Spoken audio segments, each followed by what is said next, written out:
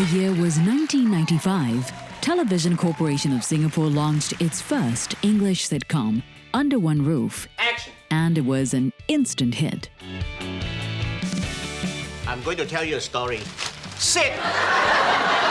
Under One Roof changed the way language was heard on TV. How? Nice, huh? Fabulous. The next year, historical drama Growing Up broke new ground. It created that base for people to say, let's look back into our own history and tell stories from there. Mommy! This Chinese New Year, we reunite the cast of Under One Roof and Growing Up. You never change. All of us haven't changed. 25 years on, discover the stories behind some of local TV's most memorable moments. It wasn't planned. You couldn't rehearse the ducks. And how the two shows changed their lives. All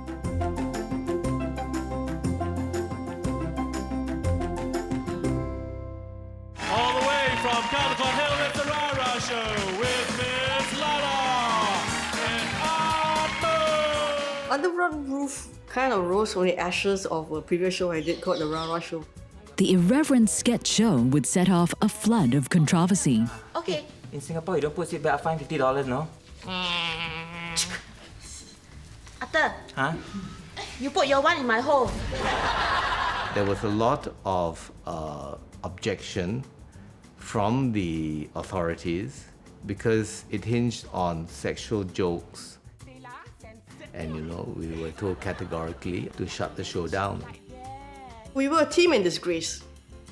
Kenneth said, "Wow, what do you want to do?" And I said, "I think we can do a sitcom." After observing how sitcoms were made in Los Angeles, Andrea applied the same processes in Singapore, like brainstorming story ideas and plots with her entire team. Kenneth also flew in 2 consultants from Hollywood, Mark Rosen to help writers develop the scripts, and Cynthia Hoppenfeld to coach the actors. At the time, Bishan was the aspirational estate. We put them in a big maisonette because at the time people were aspiring again to upgrading and having better houses. So it was really that capturing of that zeitgeist of that particular period. Mrs. Fong, she can talk. Her own husband comes from a Rehearsals for Singapore's first English sitcom began in June 1994. Leading the cast was Moses Lim, the first Channel 8 entertainer to cross over to English TV, and Rara Show alumni Koh Chieng Mun. Just like the Americans did, we rehearsed from Monday to a Thursday, and on Friday we shoot. We did a 4-camera live shoot in front of an audience. So, can we have a round of applause for the Under One Roof cast? The energy you get from a live performance, together with the precision you could get with editing a show together, I think all that actually added to making Under One Roof a very, very fresh and unique and different kind of show. And who could forget the catchy jingle that introduced Singapore's funniest family? There was a McDonald's campaign that was very, very popular. Was it the 2 all beef patty special sauce? Yeah, cheese, onions on a sesame seed bun? So we wanted something similar with a hook. When you walk down the streets, you hear people singing, Moses Lim is Tan Ah Teck. I mean, that's huge. What have you done? What are his things doing in my room? It's to balance your yin and yang. It's to bring harmony to your life. Having this vandal sleep in my room can only bring harm to my life. Ratings went through the roof for the debut episode of our first locally produced sitcom. So to actually have an English show hit 21%, on par with the popular Chinese drama, it was no way, really? I wonder what it's doing. Getting into trouble lah, what else? By the end of season 1, we hit 25%. So that means 1 in 4 Singaporeans have watched the show. Somebody stole your brain and said, what's wrong with buying this? Under One Roof changed the way language was heard on TV. You could actually put normal Singaporeans on TV that felt natural and they felt like friends that you could meet. Season 1 was such a hit, it even reeled in a Cantopop star for its finale. You know, my Sally gives me chills. I don't even have to take no pills. The whole first season, we have Andrew Lim playing this fan of Sally Ye. So we thought it would be quite nice to end the season with Andrew actually performing in front of Sally Ye. Very nice. That's very cute. You like it? Yes, it's That's wonderful. The success of Under One Roof was in stark contrast to the response to Singapore's first English drama, released just a year earlier. How dare you come into my home? Uncle John, this is all a misunderstanding. Masters of the Sea was criticized for being over the top, unauthentic, and at times unintentionally funny. Crush him under your foot like you would a cockroach. Fantastic production values, good acting, good cast, but the dialogue. Which Singapore family talks like this? We decided that maybe it would be better to at least produce shows that better reflect our own cultural landscape. And at the time, I was pretty fascinated by this show called The Wonder Years. And so I thought we could do something similar. A show that features a Singapore family growing up in the 60s that would reflect Singapore's own history. That was how growing up started. The boys in our class are all big babies. Perhaps it was our country's way of speeding the growing up process. The biggest challenges were mainly to create something authentic. How to make the whole series feel real. I don't know about the pattern. I need about $10 worth. It's gonna look like you got it from Change Alley. It means like you're going to look like you bought something cheap.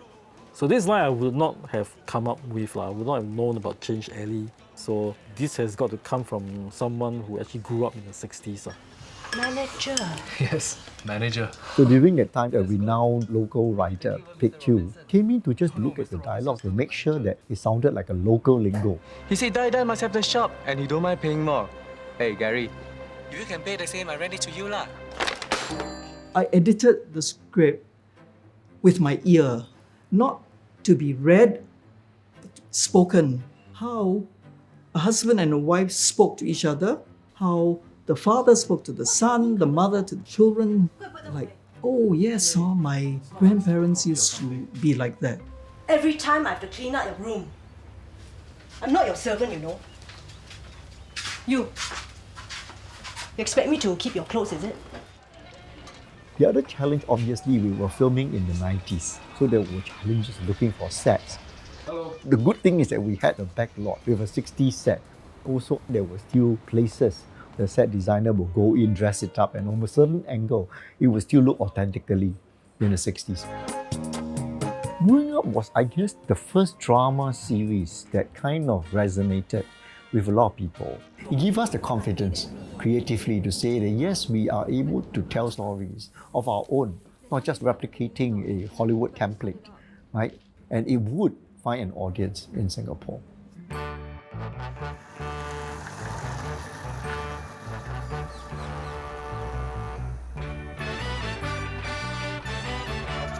Some 2 decades after the end of Growing Up and Under One Roof, the stars are coming back together for a walk down memory lane.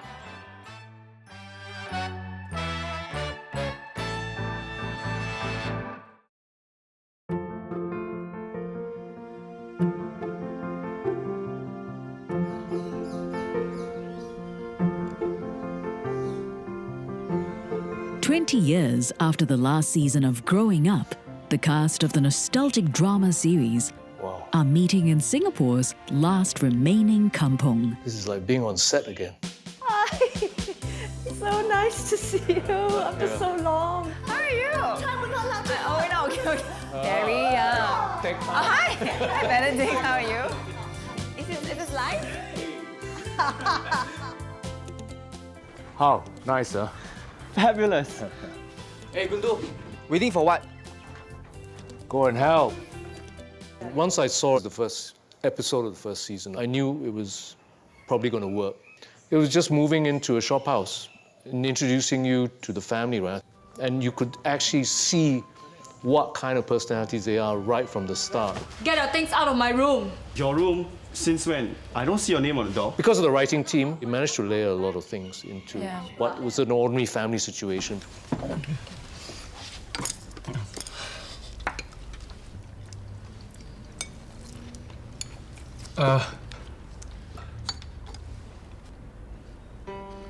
I don't know what Pa was trying to say that night. So what were you gonna say? Is everything all right? Because obviously he's troubled that, there's the tensions between Teck An and Vicky. Right.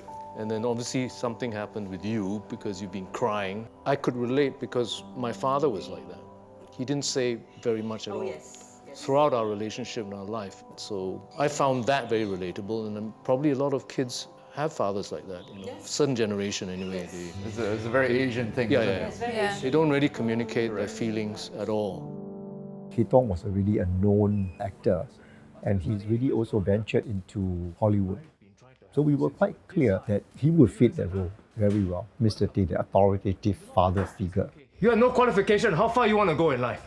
You don't have to worry. I can make it on my own. How many times I tell you? You have no cert. What can you do? Sell you char kway. This family, not just Appa and you. Soon Hui, he had that real vulnerable kind of look, and also, I guess, the compatibility with Kay Tong when we put them together. Late already. Come and sleep.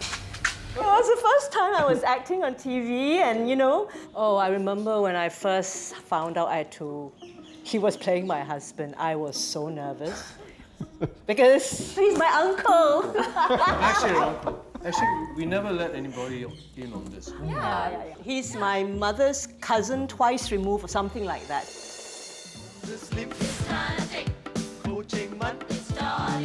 Meanwhile, Tan Ah Teck's Bishan flat is being recreated for his family reunion.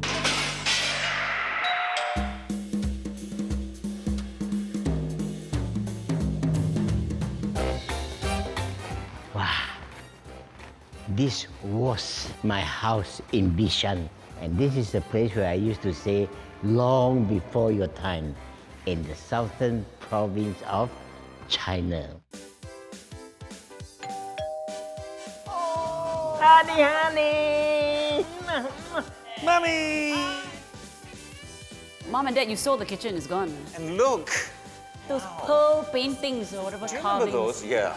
That actually is my seat. Oh, sorry, Dad. Good to be home. This reminds me of a story. Oh, no, let's get Sit. Okay, fine. Long before your time, at a place called Caldecott Hill, we made Singapore's first English sitcom. Guys, do you remember this is 27 years ago? And do you guys remember what the first episode was about? Yes, the feng shui. If we get in a feng shui man to rearrange our flat, all our bad luck will go away. Why should I pay someone to mess up my house? Huh? Ronnie can do it for free. Look at her. She's barely out of her teens. Yeah. Right? Were you 21 then? Moses was a lot more filled out. Now, move your hands up. 45 degrees east. Titanic. This is the Titanic. Yes, this is your time. Way before Titanic. Way before. And the audience went, The live audience. I know. Live audience, yeah, live audience. I do miss that. Don't do that anymore.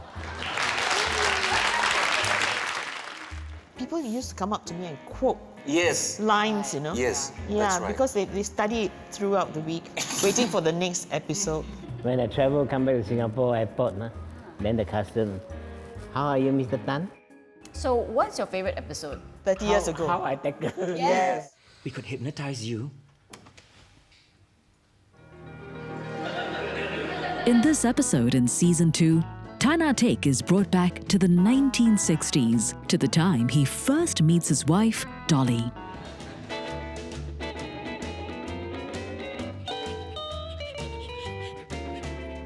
The bicycle, and the three ducks. It wasn't planned. You couldn't rehearse the ducks. Yeah. That was really, They so just picturesque. came on. I love that. No, the fact that the cameraman was there at that time to capture it was just amazing. And you were playing a gangster. Where's your uniform? And I remember I was walking towards the studio and I see these 3 gangsters walking towards me. So I was like, oh, don't make eye contact, don't make eye contact. One of them was him, I couldn't recognize him. This This one's for my children, no. Please, But on the growing up set, the real family drama was about to hit too close to home.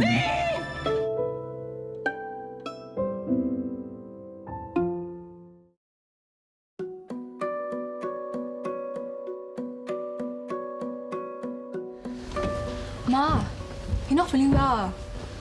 I'll bring you and see a doctor. By 1998, the hit English drama Growing Up was into its third season. But Soon Hui, who played Mrs. Tay, was struggling to juggle her TV family with her real family at home. I'll send you there, we go together.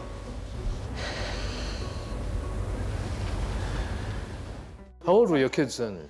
Oh, I think they were 2, 3, 5. We were filming like 7 days for one episode. And I would leave home about 7 o'clock in the morning, and then by the time I go back, sometimes at midnight, and didn't see them. And it was true. I mean, no point pretending to be a good mother on TV when you're not a good mother in real life. I was kind of devastated on many levels, you know. Soon Hui's gone, you know. How can, you know, she's such a good actress. I remember being kind of thinking, ooh, what happens to the show now? You know, it's a huge part of the family kind of lost. This one's for my children, no. Please, please, anything but Let go. This is for my children. Let go. No, please. Let go. Please. One of you will have to wash the clothes. Yeah. Wash the clothes. I took the fish out of the freezer this morning.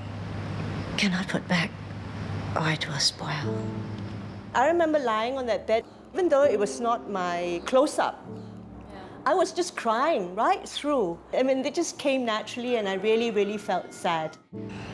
Ma, don't go. Don't go.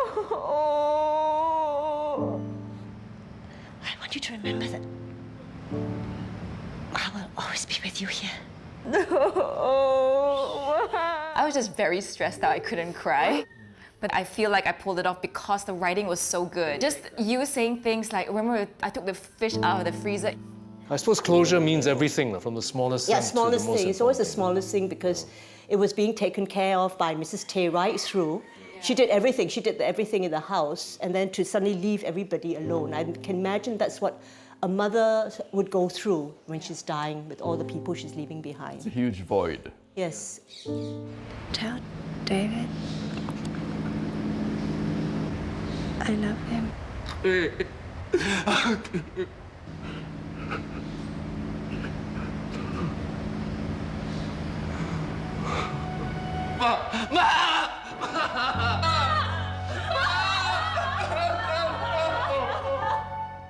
The passing of Mrs. Tay, it was sort of etched on people's minds.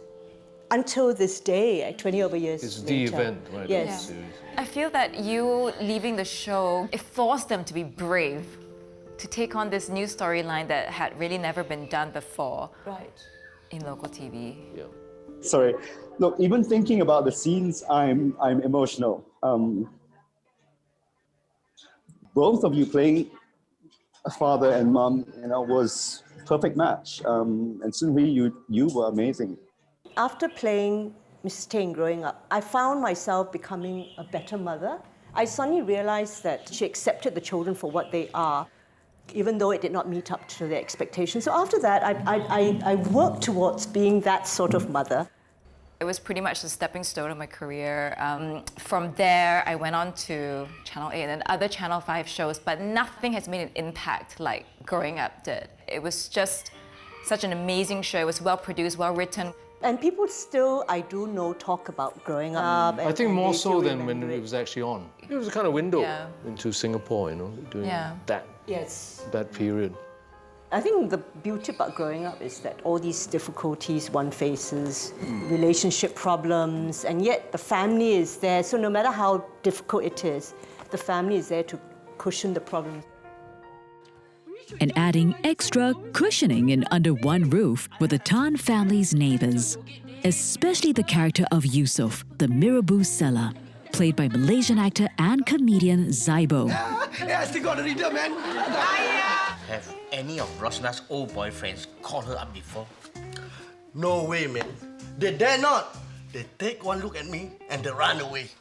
I think the relationship that Tan Ah Teck had with Yusuf was so iconic of what Singapore is about. Correct. Just what men get up to. Talk about the wife problems. Sometimes used to forget the life. Teck, don't worry. Forgot my life. And he was always so insecure about, speaking English on the set. The hair salon gave this to me. I can choose different wig before I can try different style. He will come back after doing a scene and he will ask us, was that okay? Was that okay? And we were like floored by we were just laughing. Ouch, ouch, ouch! I want every cent back! Zaibo passed away from cancer in 2018. Oh, I do miss Zaibo. Oh, he was such a talent. Yeah. Such a talent. I think we only found out he was sick towards the end. Yes. Yeah, towards the end. It was in the news. It was in the Malaysian news. I think he wanted to go the natural way. He didn't want to undergo chemotherapy. We have a group chat and we were actually planning to go up and visit. And that's when Nick broke the news that he's passed on. And we were just like, I was in shock. I was in absolute shock. He was so bubbly right to the end.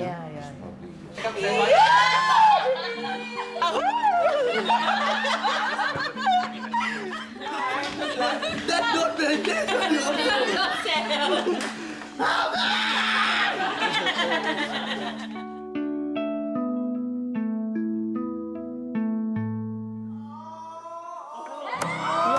You all started gossiping yet? Hello! Selena Tan was cast in season 5 as Paul's love interest, Anita, a marketing consultant with an overprotective father. Hello, everybody. How's the catch up? My husband. Good to see you too. Paul, you are the beads on my string, the points on my graph, the icing on my cake. I will love and cherish you forever. I remember there was always this thing about how, you want to try and do it in one take. There was always promise of food if we did it in one take. Oh, right? God, It says if we do it in one take, I'll take you to a restaurant.